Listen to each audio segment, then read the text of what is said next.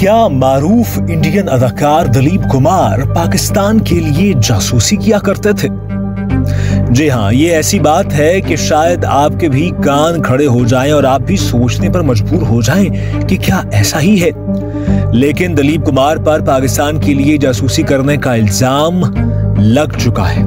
आखिर कब ये इल्जाम लगा और इस इल्जाम की हकीकत क्या है, इस वीडियो में हम आपको एक एक बात समझाने की कोशिश करेंगे। यूसुफ खान, जिनका फिल्मी नाम दिलीप कुमार था, 11 दिसंबर 1922 को हिंदुस्तान के शहर जो मौजूदा पाकिस्तान है पेशावर में पैदा हुए थे और फिर अपनी कम उम्री में ही अपने वालिदैन के साथ मुंबई चले आए थे और आते ही उन्होंने फिल्मी दुनिया में कदम रख दिया। हिंदुस्तान की फजा कुछ ऐसी थी और खास तौर पे फिल्मी दुनिया की फजा कुछ ऐसी थी कि मुस्लिम नाम को मुबैना तौर पर कम ही सराहा जाता था। अगरचे यूसुफ खान के सामने स्क्रीन के लिए कई नाम पेश किए गए, लेकिन उन्होंने दिलीप कुमार का इंतखाब किया। फिल्म इंडस्ट्री में अपने काम का आगाज किया तो उसके बाद पलट कर नहीं देखा। वो हिंदुस्तानी फिल्मी तारीख के सबसे मकबूल हीरो करार पाए और आज भी उनकी मकबूलियत और उनके बड़ेपन को कोई नहीं छू सकता।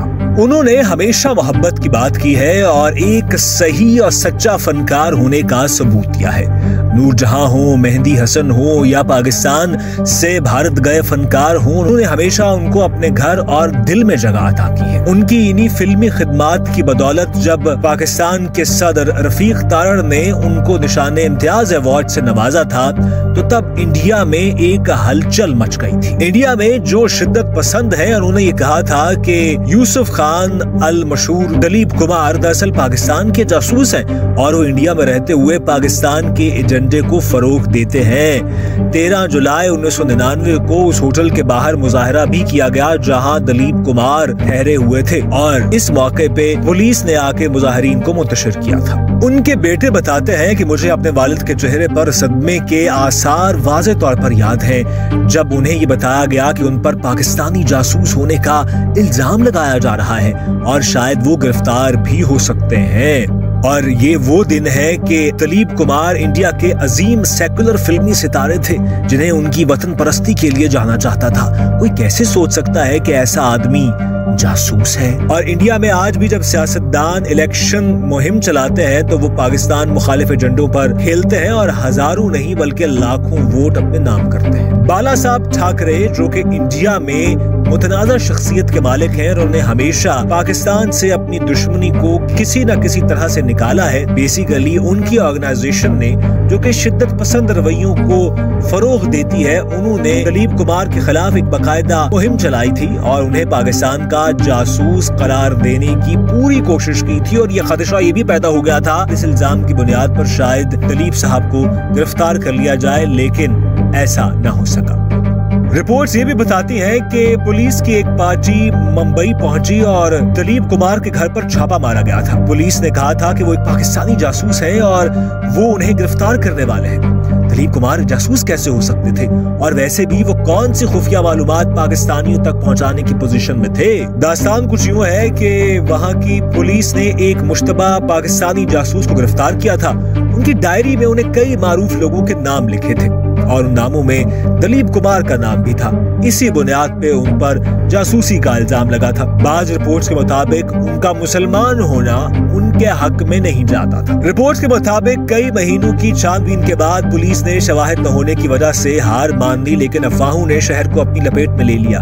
कहीं ये खबर उड़ी कि दिलीप कुमार ने एतराफ कर लिया है तो किसी ने कहा कि पुलिस ने उनके घर के फर्श के नीचे से एक रेडियो ट्रांसमीटर बरामद किया है। किसी ने उन्हें फिल्म इंडस्ट्री के अंदर मुस्लिम जासूसों के गिरोह का लीडर कहा और किसी ने कुछ कहा। ये उनका ही दिल था कि उन्होंने इस तरह के खौफनाक इल्जामात के बावजूद कोई तलखी नहीं पाली या कोई बदतमीजी नहीं की। इसके बजाय वो हमेशा की तरह 1965 में पाकिस्तान के खिलाफ जंग में हमारे फौजियों का, यानी भारतीय फौजियों का साथ देने के लिए तैयार रहे। इतना ही नहीं बल्कि उनके बारे में साबिक पाकिस्तानी वज़ीर खारजा खुर्शीद महमूद खसूरी ने कहा है कि कारगिल की जंग रुकवाने में उन्होंने नवाज शरीफ से दो टोक बात की थी, जबकि दिलीप कुमार की अहलिया सायरा बानो ने बताया कि इंडिया और पाकिस्तान के ताल्लुकात को दुरुस्त करने के लिए शायद ज़ियाउल हक के जमाने में उन्हें स्पेशल मिशन पर पाकिस्तान भी रवाना किया गया था। उन्हें इंडिया और पाकिस्तान के दरमियान एक पुल और अमन के पैगंबर के तौर पर देखा और बयान किया जाता है। लेकिन जब हुकूमत पाकिस्तान ने 1997-98 में उन्हें निशान इम्तियाज देने का ऐलान किया तो एक बार फिर उन पर दबाव बढ़ा और ये दबाव इतना शदीद था कि उन्हें उस वक्त के वजीर आजम और बीजेपी रहनुमा अटल बिहारी वाजपेयी से मशवरा करना पड़ा कि उन्हें ये एजाज कबूल करना चाहिए या नहीं। जब उनको इस एजाज के लिए नामजद किया गया और उसके बाद जब उनको ये एजाज दिया गया तो शिवसेना के सरबराह बाला साहब ठाकरे, जो पाकिस्तान मुखालिफ मौक़िफ़ के लिए मशहूर हैं, उन्होंने ये ऐलान किया कि आपको ये अवार्ड नहीं लेना चाहिए था। उन्होंने दलीप कुमार की दयानत और हुब्बुल वतनी पर शकूक का इजहार भी किया जो बिला वजह थे और जिसकी वजह से दलीप कुमार को शदीद सदमा पहुंचा था। उस वक्त उन्होंने वजीर आजम अटल बिहारी वाजपेयी से मशवरा तलब किया और उन्होंने वाज़ेह तौर पर ऐलान किया था कि उन्हें ये अवार्ड लेना चाहिए। जैसा कि उन्होंने कहा कि आप एक फनकार हैं और इस तरह आपको सियासी या जोग्राफियाई हदूद में बांधा नहीं जा सकता। आपने जो इंसानी खिदमत की है उसके लिए आपको मुंतखब किया गया है और दोनों ममालिक के दरमियान ताल्लुकात को बेहतर बनाने के लिए आपकी कोशिशें सबको मालूम है।